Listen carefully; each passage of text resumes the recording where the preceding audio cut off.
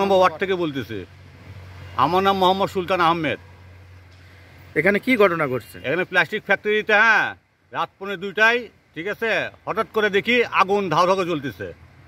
পরে আমি বাসায় ছিলাম, বাসার থেকে রাত 2:30 সময় উঠে দেখি আমার পুরো বাসাটা গরম হয়ে গেছে। ঠিক আছে, আপনার বাসা কত দূর?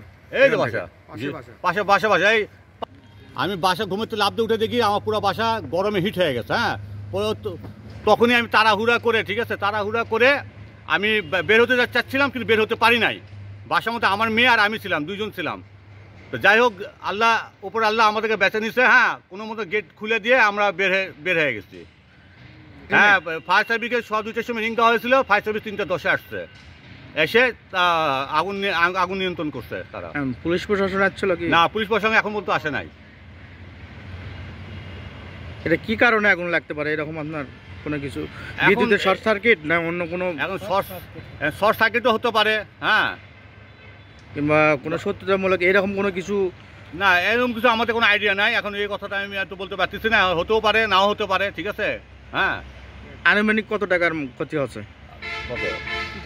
প্রায় 25 থেকে 30 লাখ টাকা হবে।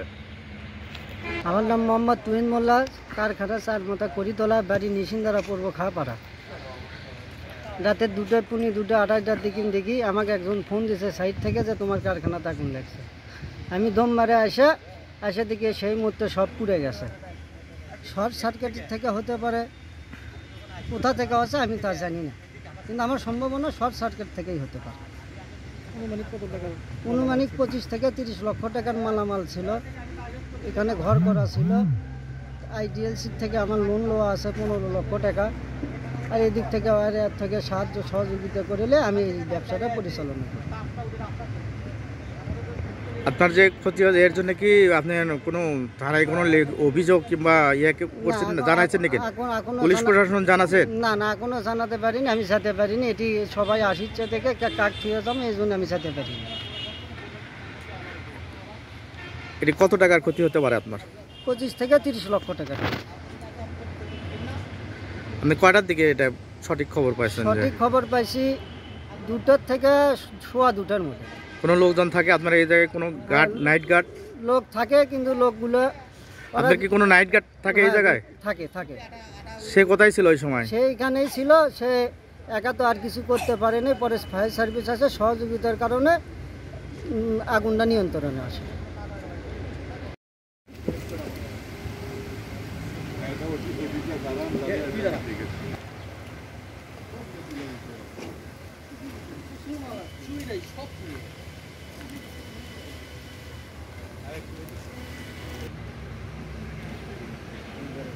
আপনি দাঁড়িয়ে থেকে একদম পুরো শেষ। বললাম না যে 2 পানি পাবে এরকম হয়নি।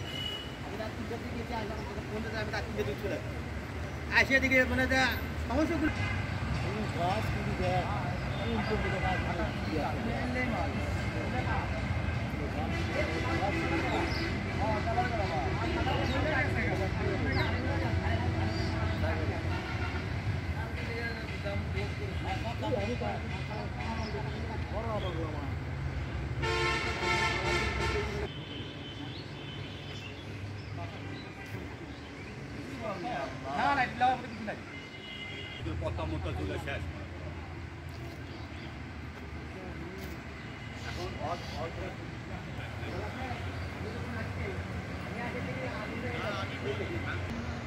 মানে একবারে ওই হওয়া লাগেনি তো না, এখন ওইভাবে দাঁড়ালে তাই লাগে দেওয়া লাগে এই মাথা সরা করে দিব শেষ। আল্লাহ যদি অন্তর না আলু পাই না, না হলো